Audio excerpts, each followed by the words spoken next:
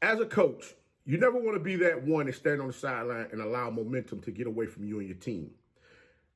Many times, coaches have to find ways to keep the players engaged to make sure that the little things that go on out there on the field, miscues by the officials and, bad calls and things of that nature. Make sure you keep everybody's minds locked in on the task at hand for them to finish the drill. Well, guys, we're going to talk about a game that happened where it was pure heartbreak, man. I feel bad for Coach as far as how this all went down. We're going to talk about that. And also, today is the day. I'm going to go ahead. I'm going to give y'all this apology. And Coach, I'm going to give you an apology, but I got a remix that's coming that I'm going to share somewhere else. I'll let y'all know when I get that together and put it up there. We're going to have, Coach done told y'all he like to have some fun. So if y'all ain't ready to sit back, laugh, and have a good time, this might not be for you. But guys, today is the day. We're going to have us some fun. You feel me? So we're going to go ahead and get on in this thing. We're going to talk about this game. We're going to get this apology out the way. And I got something else coming for y'all as far as the, my prediction for this week's game. Yeah, I ain't about to stop predicting games, guys, because I done messed up on one. Screw that. We not doing that. We're going to keep on doing what we do. But, guys, we're going to go ahead and get on in this thing right after this.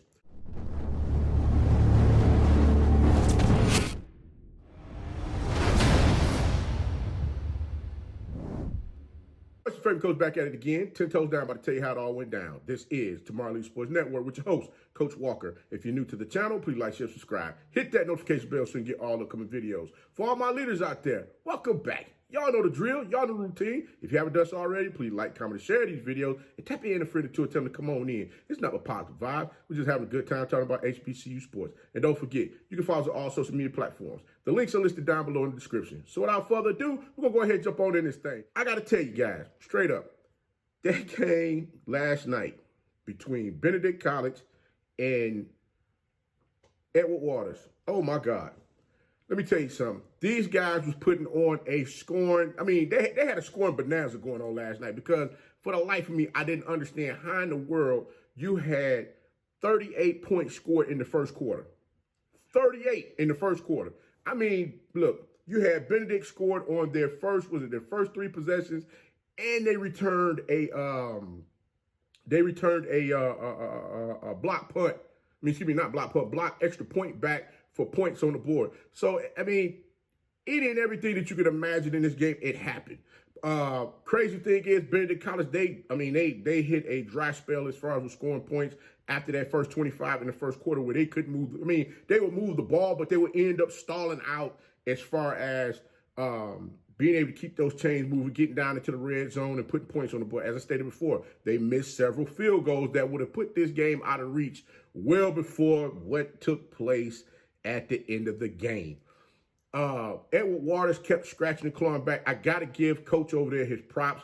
Coach definitely has some athletes on that team. He's recruiting his behind off getting these players in there. His quarterback, oh, my God, this kid here is nice.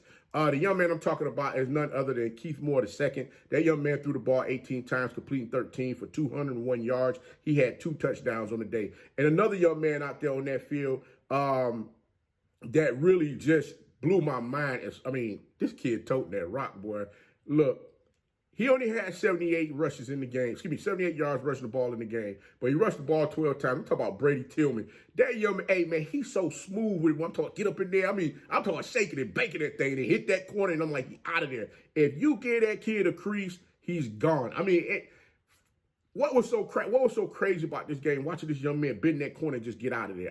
It was like, dag, man, who's going to set the edge for Benedict College to keep this young man from getting around the edge to just, hit them for chunks at a time in the game. And, he bust their head for, he hit him for a big one in that game. I think it was for like 33 yards or something like that was his longest run. Man, that kid, listen. But the man of the hour, I got to talk about the man. The man of the hour is none other than Malachi Jones for Benedict College. That young man caught 4 passes for 88 yards and 3 touchdowns. Now, the one touchdown that was the biggest one of the game was the team drove down the field. Benedict College drove down the field with 45 seconds left to go on the clock. The crazy thing is, there was a lot of chaos that ensued before they were even able to snap the ball for Edward Waters to punt the ball to Benedict College, where they got the ball on the 20. They drove 80 yards in 45 seconds. That is crazy. Now, Towards the end of the game, there's a player whose helmet came off, and it's supposed to be a 10-second runoff. Well, the coach called timeout. No, I think the coach declined the penalty. So there was a whole bunch of chaos that ensued as far as the Edward Waters head coach. He felt that the clock should have still been running. While on the other hand, you got Benedict College coach. He's standing over looking like, whoa, nah, hey, y'all need to go ahead. They need to go on and punt the ball, put the punt team out there on the field, punt the ball. Of course, the officials, they sit there, they discombobulated as far as what's going on. They're trying to figure out, like, man, what are we supposed to do here? I'm like, hey, somebody need to do something, because, I mean, if the time is ticking. I mean, this game is get ready to go ahead and go over into the next day, waiting on somebody to make a decision as far as, you know, are we going to punt the ball? We're going to run the clock? What exactly is it that we're going to do? But I got to give this young man his credit. The quarterback for Benedict College, Charles Simmons. Young man, he's a raw talent. I mean, I'm just going to call it how I see it. The young man is a raw talent, but he's a gamer. He can get out there and make the throws when he needs to. Sometimes, like I tell folks all the time, when you allow the game to get up in between your, in between your two ears, where you start trying to think a lot and you're not trusting certain things that you're seeing out there on the field. There's a couple of times where there was plays that he could have made that he didn't make. But when he needed to make the plays the most, that young man, I'm talking about, he was clicking. He was clicking, throwing that ball down the field. I mean, he wasn't making errant passes. He wasn't, making decisions that would cost the team. That young man, he jumped into the phone booth and came out as somebody else and said, watch this. Hold my beer. I got something for you. Well, he can't say hold his beer. Hold his Sprite. He got something else going on. But the young man on the day, Charles Simmons, threw the ball 26 times, completing 12 for 177 yards, 4 touchdowns. He had 1 interception in the game. Again, this was one phenomenal game watching these two teams play out there on the field.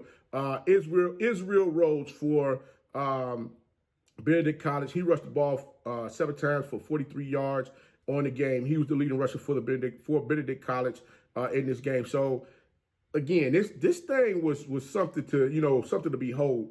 Looking at Edward Waters' defense, I mean, I gotta give a defensive coordinator his props. Coach Fanoga, I gotta give you your props. Your defense had Charles Simmons for Benedict College had him confused because I think you were in a zone, and not only that, but you were in a zone and you was bringing the blitz. So he couldn't, it was like he couldn't figure it out exactly what needed to be done or what play he needed to make. So that's something that definitely this young man's going to have to work on, and he's probably going to see that for the rest of the season. So he definitely got to get in that lab, get in that video room and start understanding exactly what it is that he needs to do to help his team win games. Benedict College was able to get out of there with the win on the game. I can only imagine the feeling that Coach Morgan has in his stomach right now, as well as the Edward Waters coaching staff losing the game in this manner. Both teams are going to have to make sure the players, and I'm talking directly to the players, both teams played a phenomenal game from an athlete standpoint. However, you guys got to work on discipline.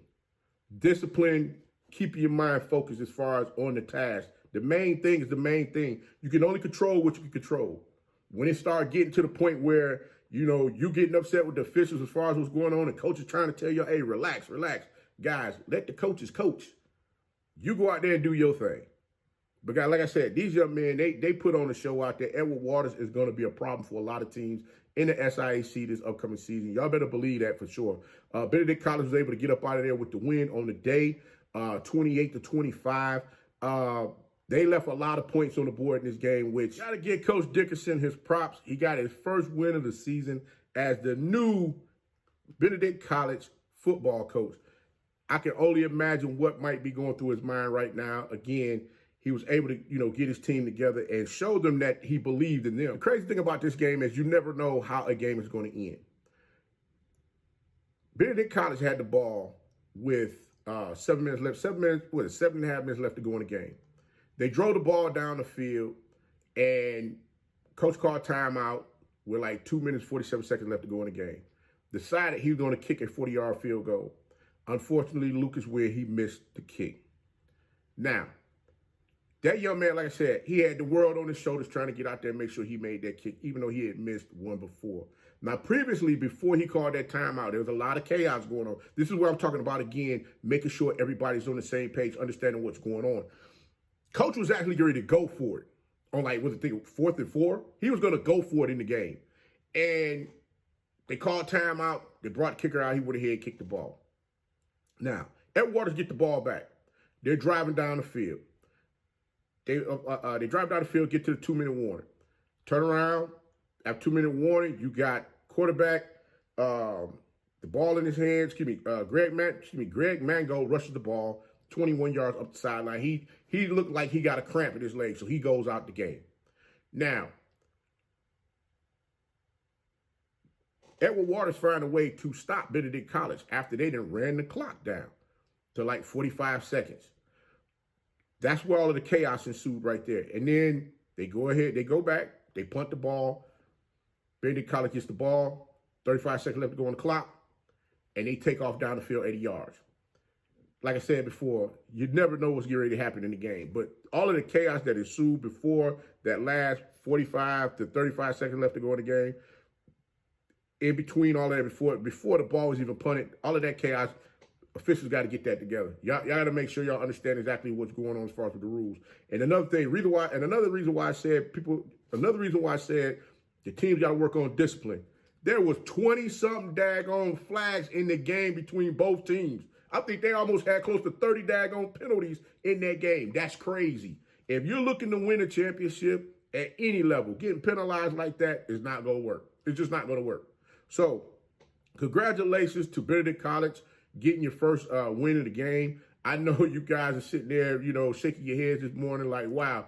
I'm sure breakfast tastes mighty daggone good after going 1-2. You guys, going 0-2. You guys are now, 1-3? I think you're 1-2 now. So you guys get ready to go ahead and move on and play. I think you play Tuskegee or somebody next. So yeah, we're gonna check that out as well. We're definitely gonna make sure we're on top of that as far as we're giving you some more content based on who this team's going to play next. Benedict College is 1-2. Edward Waters is now 1-3. Benedict College will play Morehouse College next here in Atlanta, Georgia on September 28th. That should be one great game at 1 p.m. So we're going to see how all of that takes place, how everything goes down with that. Edward Waters' next game is against Tuskegee. So that's going to be a good one as well. That one's going to be in Jacksonville, Florida. So we'll see how everything turns out between these two teams and see if by chance they might meet back up again later on down the season and have to play for a championship. You never know. But guys, Coach going to go ahead and get up off of this, but I know y'all ready for me to get to this next thing because, yeah, I talked some trash about Alabama State and what they were going to do against Miles College. Yeah, it was 2 weeks ago. I actually had a show that I did for you guys talking about giving you my apology. And the more I sat there and I thought about it, I said, man, you know what? I got to do this I got to do this different than how I really set this up. You know what I'm saying? But Coach, when Coach get to having these silly moments, I'm just going to go ahead and say, hey, Coach, apologize. I mean, listen, you guys did exactly what I expected you to do. I'm just going to be honest with you because think about it. I'm sure you guys took advantage of the hand that you were dealt as far as the athletes that you have on your team. I mean, DeQuan Kinsey, he played against Miles College last season, so he rushed for big gains against them last year. I think he rushed for, 78 yards or something like that last season against them. This year, he had 13 rushes for 137 yards and 1 touchdown, averaging 10.5 yards per carry. Absolutely correct. You're supposed to run that kid. But I got to ask you a question. Why did y'all run him like that against Sam Houston? Yeah, I ain't gonna touch y'all on that because there's no way in the world. I'm gonna let you go on that one because guess what? You guys lost that game 12-7. There's no way in the world that should have happened. No way. Especially when y'all are moving the ball up and down the field. Changed up from James Hayes. Y'all went with Zach Sims in this game, which that young man threw the ball 23 times, completed 9 for 106 yards, and was sacked 2 times. Now, the man of the hour that I expected to see get some carries in this game, DeQuan Kinsey had 1 carry in the game for 3 yards. Now, Marcus Harris II, he rushed the ball 11 times for 58 yards and had 1 touchdown. That was the only touchdown that you guys had in the game. Funny thing is, when I looked at Sam Houston, was it DeMonta Witherspoon, rushed the ball 23 times for 126 yards, 1 touchdown. I mean, he averaged 5.5 yards per carry on that. Now, the crazy thing is, as the SWAC goes on, you guys are going to have to find a passing game. Because every teams are going to begin to sit 8, 9, 10 in the box, and they're going to come after y'all. And I'm pretty sure y'all probably think like, oh, I hope they do. Okay, that's cool. But, you know, hey, y'all call that how y'all want to call it. But, Coach, hey, listen, I know y'all don't hear me talk about all that. Coach going to go ahead and get on into this thing and get this out the way because y'all waiting on his apology. Y'all waiting on an apology for Coach. I'm going to give it to you. But, yeah, I was going to do my Anita Baker rendition. You know that, what's the song? I apologize. Oh, believe me, it's true. Yeah. That, you know, I can't sing. I ain't even about to try to. But I might try to on this one. But I think right now, boy, y'all got me wanting to act the fool with this thing. Hey, I don't get me a microphone in the stand, boy. I'm about to go ahead and get busy with this thing like I'm a rock star. But, yeah, I apologize, guys. You know what I'm saying? Hey, listen. Yeah, I want to do this to some music, but I'm gonna go ahead and give y'all the apology. I'm gonna put my remix somewhere else. Y'all go ahead and find that there. But I'm not dropping that today. I'll go ahead. I'm just gonna go ahead and give you the apology right now. You know what? Hey, when a coach is wrong, he's wrong. I don't have a problem with saying I'm wrong. I mean, but the crazy thing is, yeah, I thought Miles College was gonna beat y'all by 10 because I'm looking at, you know, habits. I'm looking at things that you guys are doing. You should have beat them by 21 points. Matter of fact, they shouldn't have been able to score at all. I get it wrong from time to time. There's nothing wrong with that. But again, I apologize. I apologize. I apologize. Believe me, it's true. I apologize. I was wrong for saying Miles was gonna beat you. I know I was wrong. That's why I'm giving you this song, so y'all understand. This is what's going down. Hey, and if you really want to put it in your mind, go play Anita Baker, I apologize, and listen to what Coach just said to you, and you're going to sit there and fall out your chair. But guys, it's Friday, y'all. Y'all have a good time. Y'all get out there, enjoy yourselves. Y'all be safe out there in the streets. And guess what, guys? Until next time, be the one and lead.